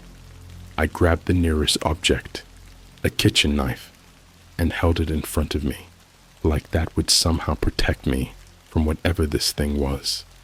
My palms were slick with sweat, my heart pounding in my chest as the creaking grew louder, closer. The hallway light flickered for a moment, casting long shadows across the walls. And then I heard it. A soft, deliberate knock at the front door. I froze. I didn't want to answer it. I didn't even want to look. But some sick, twisted part of me had to. I slowly crept toward the door, every instinct screaming at me to turn back, to hide. But I couldn't. I peered through the peephole, my breath catching in my throat, as I saw nothing. The street was empty, no sign of anyone or anything outside. But then, as I stepped back, I heard it again. Knock, knock, knock. But this time, it wasn't coming from the front door. It was coming from the other side of the house, from the kitchen window. That knock. It was deliberate, precise. 3 steady thuds against the glass. My blood ran cold as I turned to face the kitchen window. Every rational part of my brain was screaming, telling me not to look, not to acknowledge it. But it was like I was caught in some sick, twisted game. I couldn't stop myself. I had to see. The window faced the backyard, and from where I stood, all I could make out was darkness. The outside light wasn't on, but the moon was bright enough to cast eerie shadows across the lawn. My hand shook as I reached for the light switch, and when I finally flicked it on, the backyard was illuminated in a harsh yellow glow. And there it was. A face. No, not a face. Something far worse. It was pressed up against the glass, its skin pale and stretched tight over its skull, like it had been dead for a long, long time. The eyes were hollow pits, deep and empty, staring straight at me with an intensity that sent waves of nausea through my body. Its mouth was twisted into a grotesque grin, black, decayed teeth visible through cracked, dry lips. The fingers, long, bony, and far too many joints, tapped rhythmically against the glass, as if it was toying with me. Knock, knock, knock. The sound was louder now, more insistent. Each tap echoed through the room, and I could feel it vibrating in my chest, rattling through my bones. I was paralyzed, unable to move, my feet glued to the floor, as I stared at the thing outside my window. My mind raced, trying to make sense of what I was seeing. It couldn't be real. There was no way that thing could be real. But it was. It moved. The thing's head tilted ever so slightly, like it was studying me, amused by my fear. Its hand scraped against the glass as it shifted its position, leaving long dark streaks across the window, like it was dragging something wet and oily behind it. The grin widened, the corners of its mouth stretching impossibly far, revealing more of those decayed, jagged teeth. And then it whispered. The sound didn't come from the window. It didn't come from outside. It came from inside my head. A low, raspy voice, barely audible, yet so clear that it felt like it was drilling straight into my skull. Let me in. My breath hitched. I stumbled back, knocking over a chair in my panic. The voice was everywhere, filling the room, bouncing off the walls, growing louder and more distorted with every second. Let me in. Let me in. Let me in. The thing outside didn't move. It didn't need to. The voice was doing all the work. It was pushing, pulling at the edges of my sanity, demanding to be let inside. I clamped my hands over my ears, but it didn't help. The voice just kept getting louder, more insistent, more desperate. I backed into the corner of the kitchen, pressing myself against the wall, trying to block it out. But the thing at the window, it wouldn't stop. Its fingers were still tapping, still scraping against the glass in that sickening, rhythmic pattern. The voice wouldn't leave my head. I squeezed my eyes shut, muttering to myself, trying to drown it out, but it was no use. The voice was like a parasite, burrowing deeper into my mind, suffocating me with its presence. And then, just as suddenly as it had started, it stopped. The kitchen fell silent. No more knocking, no more whispers, just nothing. I stood there, breathing hard, my hands still trembling. Slowly, I opened my eyes, afraid of what I'd see. The kitchen looked the same, nothing out of place. The window, it was empty. The thing was gone. But before I could even process what had just happened, I heard it again, this time from upstairs. Thump. I nearly dropped to my knees. My legs were jelly, barely able to hold me up as that sickening realization crept over me. The thing wasn't outside anymore. It had never been outside. It was inside the house. I didn't want to go upstairs. Every fiber of my being was telling me to leave the house, to get as far away from that cursed box as possible. But I couldn't. Some part of me knew that leaving wouldn't help.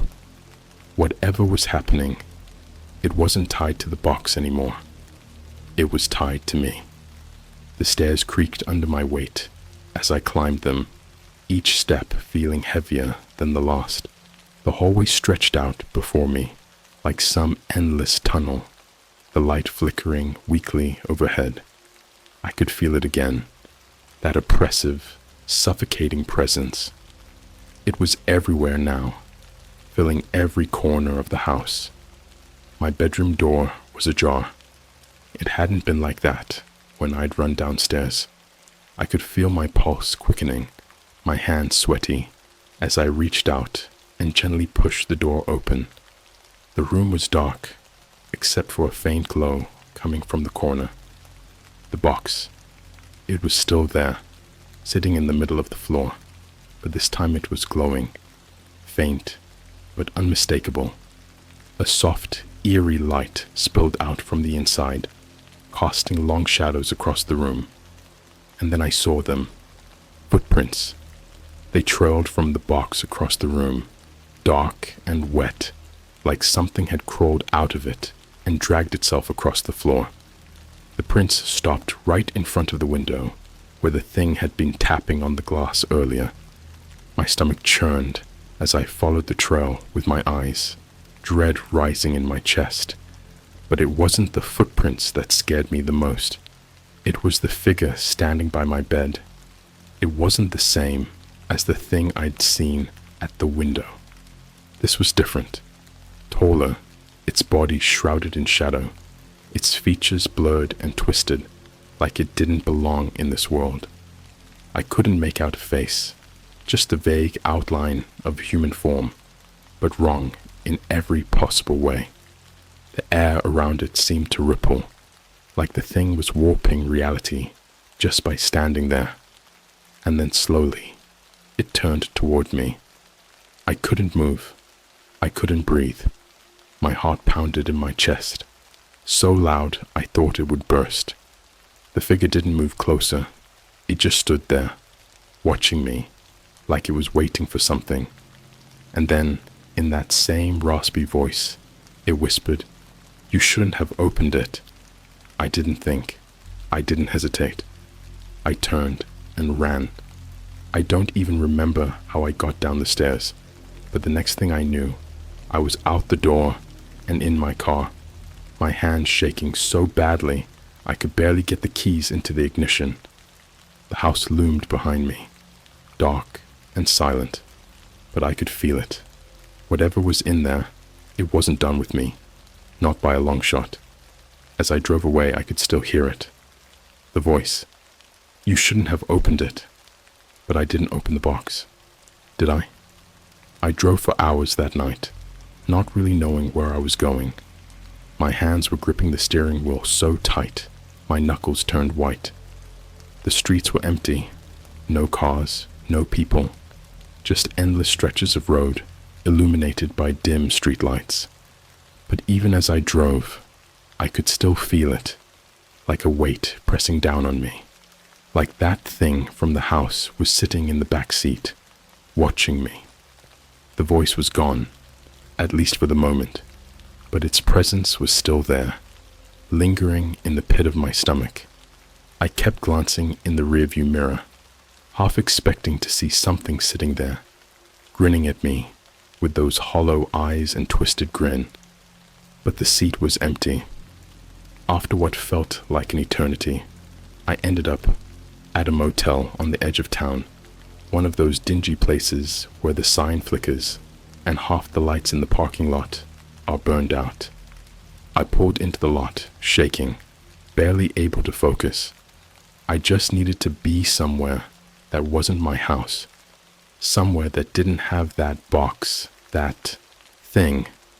I booked a room with cash, avoiding the night clerk's questions about why I looked like I hadn't slept in days. Honestly, I didn't even know how I was still functioning. I was running on adrenaline and fear at this point. Once inside the room, I locked the door, slid the chain into place, and shoved a chair under the doorknob. It was a pathetic defense, but it was all I could think to do. I collapsed onto the bed, my heart still pounding, my mind racing with everything that had happened. The box, the thing in the window, the voice. You shouldn't have opened it. But I didn't. I didn't open the box. The lid had always been stuck. There was no way I could have opened it, right? As I lay there staring at the ceiling, I tried to convince myself that it was over, that maybe, just maybe, leaving the house had broken whatever connection that box had to me. I'd left it behind. I was miles away from it now. There was no way it could reach me here. But deep down, I knew better. I don't know when I fell asleep, but when I woke up, it was still dark. The motel room was cold, much colder than it should have been. The kind of cold that cuts through your skin and sinks into your bones. I sat up shivering, and that's when I noticed it. The silence. It wasn't like the usual nighttime quiet. It was that wrong kind of silence, the kind that hums in your ears, thick and suffocating. The room felt too still, too empty, like the air had been sucked out of it. And then I heard the sound, faint but unmistakable. Thump. I froze, my breath catching in my throat. Number. There was no way. I was miles from home. The box was still back at the house. It couldn't be here. It couldn't. Thump. Louder this time. Closer. It was coming from the bathroom. The door was slightly ajar, just enough for me to see the faint glow of the flickering motel light spilling through the crack. My skin prickled as the air grew colder, and I could feel it again. That same pressure I'd felt back in the house, the one that made the hair on my neck stand on end. Something was in there. Something had followed me. Thump. I could barely move, my limbs heavy with dread. My mind was screaming at me to get up, to run, to get out of that room, but I couldn't. I was trapped, paralyzed by the realization that no matter where I went, it would find me. Thump. I knew I had to see. I didn't want to, but I had to. I forced myself to my feet, every muscle in my body protesting as I walked toward the bathroom door. The air grew thicker with each step, like I was wading through something dark and oppressive. My hand trembled as I reached for the door, fingers brushing against the cold wood. I pushed it open. The light inside flickered weakly, casting long, jagged shadows across the tiled floor. At first, I didn't see anything.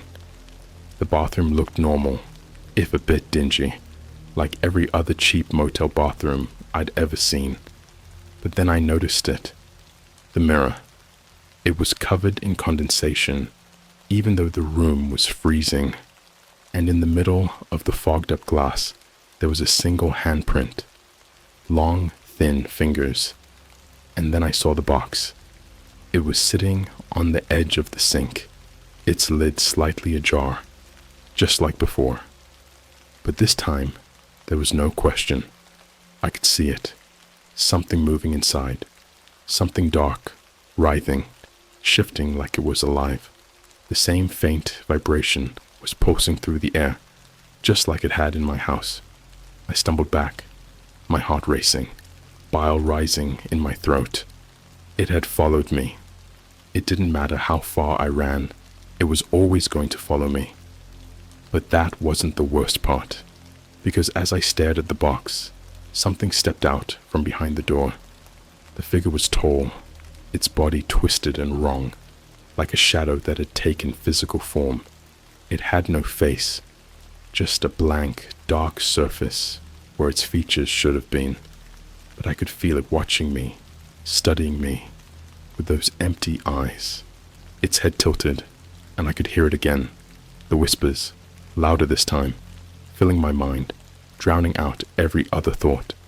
You can't run from it. The voice was different now. Not just one voice. Many.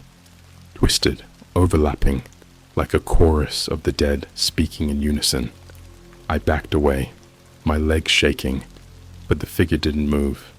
It just stood there, blocking the door, its presence filling the room, suffocating me with its sheer wrongness. It belongs to you now. I clamped my hands over my ears, trying to block out the whispers, but it was no use. The voice was inside my head, crawling under my skin, gnawing at my sanity. You can't escape it. The figure stepped closer, its shadow stretching across the floor, reaching for me. My back hit the wall, and I knew there was nowhere left to go, nowhere left to run. The box on the sink started to rattle, the lid shaking violently, as if something inside was fighting to get out. The air grew thicker, darker, and I could feel it closing in on me. The last thing I remember was the sound of the box snapping open, the lid flying off with a deafening crack. And then, I don't know how long I was out. Hours, days. I woke up in my car, parked at the side of the highway, the sun just beginning to rise. My clothes were soaked with sweat, and my hands were still trembling. For a moment, I thought it had all been a dream, a vivid, horrible nightmare. But then I saw it, the box, sitting on the passenger seat next to me. Its lid was closed now, the wood dark and damp, just like when I first got it. But I knew what was inside, and I knew it wasn't over. It would never be over.